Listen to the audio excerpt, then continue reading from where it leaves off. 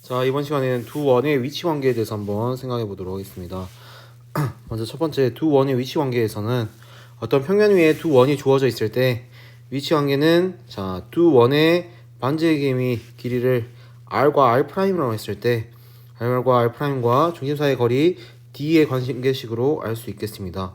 자, 먼저 첫 번째, r 플러스 r'이 d보다 작은 경우, 자, 1번 같은 경우에 어떤 식으로 그려진다면, 자, 중심이 r이고 r'이 있을 때, 자, 그 중심과 중심 사이의 거리가 d가 돼서 이 합보다 더 작은 경우가 되겠죠. 네, 이와 같은 경우에는 두 원은 서로 밖에 있으면서 교점이 없는 경우라고 할 수 있겠습니다. 자, 그다음에 두 번째, r과 r'을 합쳤을 때 d가 되는 경우, r과 r'이 합쳐서 d가 되는 경우는 r과 r'에 대해서 합쳐서 d가 되는 경우는 네, 두 원이 어떤 경우죠? 그렇죠.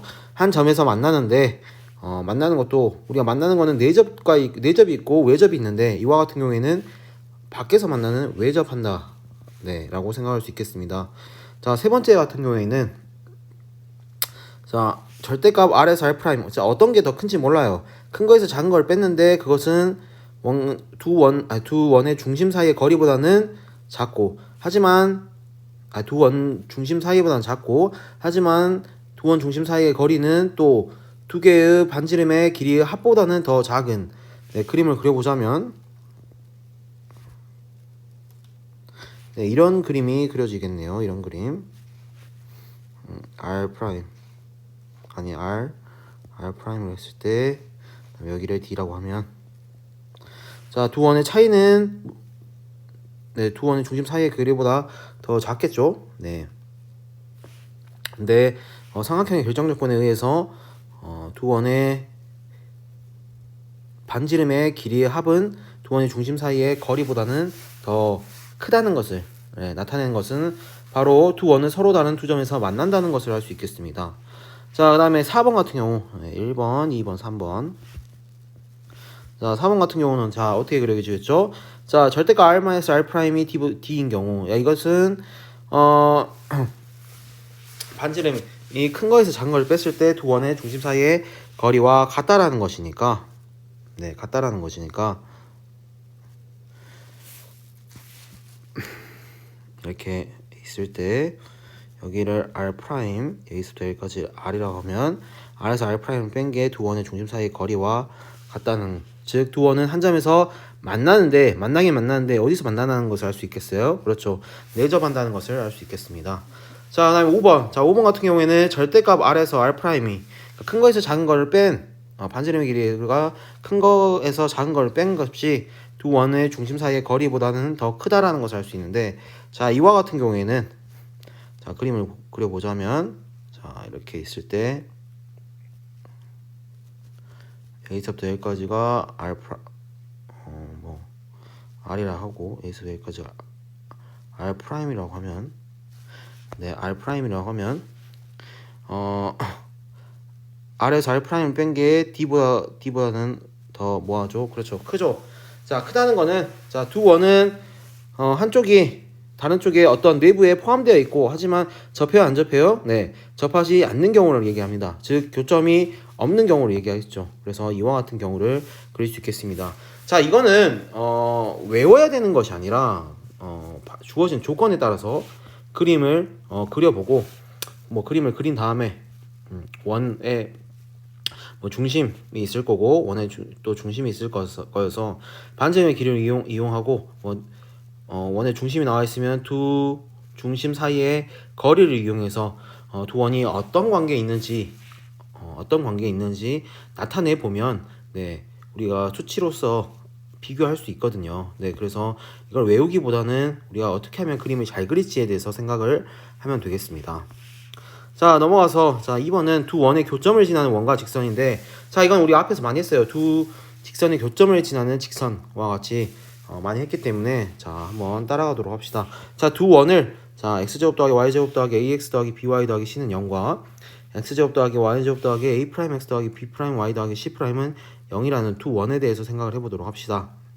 자, 그랬을 때 두 원의 교점을 지나는 원과 직선은 자 이렇게 나타내든지, 즉 선생님 얘기한 m 대 1의 비율로 나타내든지, 아니면 1대 m으로 1대 m으로의 비율로 나타내면 되겠습니다. 자, 근데 이 둘 중에 둘 다 m은 뭐가 아니겠죠? 그렇죠. 마이너스 1이 아니어야 이런 꼴이 나올 수가 있겠습니다. 만약에 m이 마이너스 1인 경우, 자 m이 마이너스 1이 되면 x제곱과 y제곱의 항이 사라지죠. 그러니까 x제곱과 y제곱의 항이 사라짐. 자, 사라지기 때문에 뭐만 남습니까? 그렇죠. x의 계수와 y의 계수와 상수만 남기 때문에 두 원의 교점을 지나는 직선이 그려진다는 것을 알 수 있겠습니다. 네, 그렇죠. x제곱과 y제곱이 사라지기 때문에 자, 그래서 원래는 이제 우리가 이런 식으로 나타내야 되는데, x제곱 더하기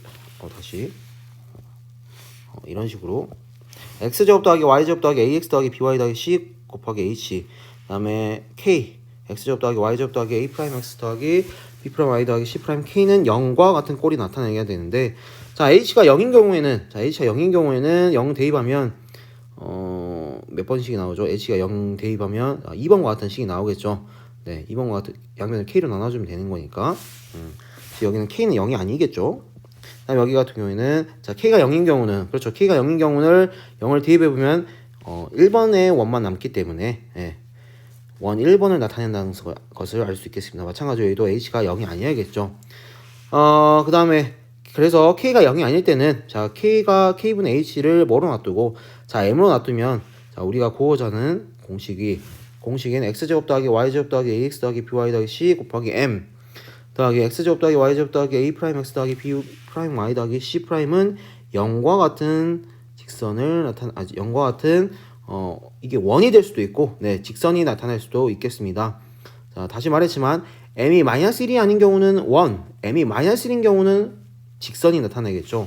자, 한번 그림을 통해서 한번 나타내 보도록 하겠습니다. 두 원, 자, 이 두 원이 있을 때, 자, 이렇게 두 원이 있을 때, 자, 두 원이 교점이 어디죠? 네, 여기 두 원이 교점을 두 개를 갖습니다. 교점을 두 개를 갖는데 m이 마이너스 1인 경우에는 x제곱과 y제곱 항이 없어지기 때문에, 그렇죠. 이렇게 두 원의 교점을 지나는 직선의 방정식이 되는 거고, m이 마이너스 1이 아닌 경우에는, 그렇죠. 직선이 나타나는 게 아니라 x제곱의 항과 y제곱의 항이 살아있기 때문에, x제곱의 항과 y제곱의 항이 살아있기 때문에, 어떠한 이 두 원의 교점을 지나는 원을 하나 그려줄 수 있겠습니다. 뭐 이런 식으로 뭐 그려야되는지 뭐 그러겠죠. 이렇게 지나든지, 아니면 뭐 이쪽으로 하면 뭐 이런 식으로 그려줄 수도 있겠죠. 네.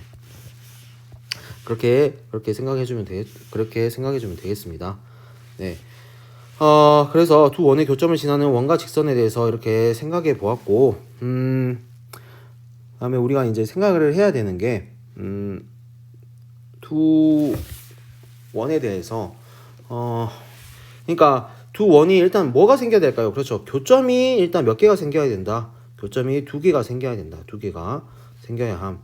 자, 그래서 교점이 우리가 두 개 생기려면 어떻게 됐어야 됐죠? 그렇죠.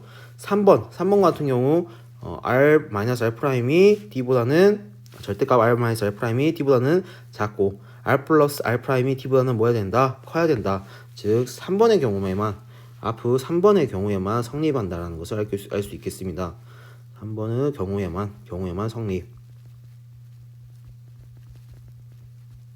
즉 다시 말하면 자 r-r'이 그렇죠. d보다 작고, 그다음에 r 플러스 r''이 d보다 큰 이 경우에만 생각할 수 있기 때문에, 먼저 이거를 만족하는지에 대해서 한번 판단을 그래야 두 원의 교점이 생길 거 아닙니까? 그렇죠. 두 원의 교점이 생길 거 아닙니까? 그래서 그렇게 먼저 따져봐야 될 것입니다.